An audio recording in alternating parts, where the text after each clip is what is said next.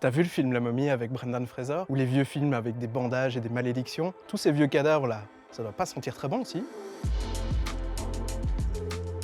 Allez, tu mets ton plus beau chapeau à la Indiana Jones, tu prends une bonne gourde d'eau, on part il y a 3500 ans en Égypte, on part à la recherche de Sénétné, qui était la nourrice du pharaon Amenhotep II. Bon alors depuis, elle a pris une retraite bien méritée, mais ce qui nous intéresse aujourd'hui, c'est son parfum qu'on a pu retrouver et reproduire.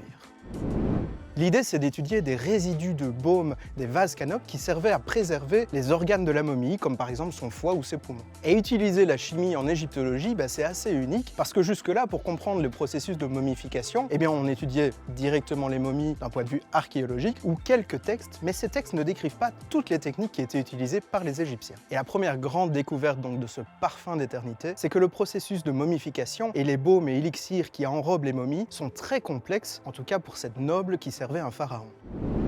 Si tu as envie d'avoir une idée de son odeur, il y avait de la cire d'abeille, des huiles végétales, des graisses animales, du bitume naturel, des résines de conifères, en plus de plein de parfums.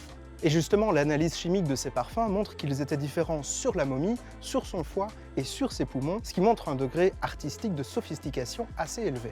Alors par exemple dans les parfums, on a trouvé de la coumarine qui donne un parfum de vanille, mais aussi du larixol, c'est une résine issue de mélèze. D'autres résines viennent d'arbres qui poussent en Inde et en Asie du Sud, ce qui montre aussi les échanges commerciaux qu'il y avait entre ces pays et l'Égypte. À l'époque, on parlait pas trop de circuits courts, et puis on allait chercher les ingrédients là où ils poussaient.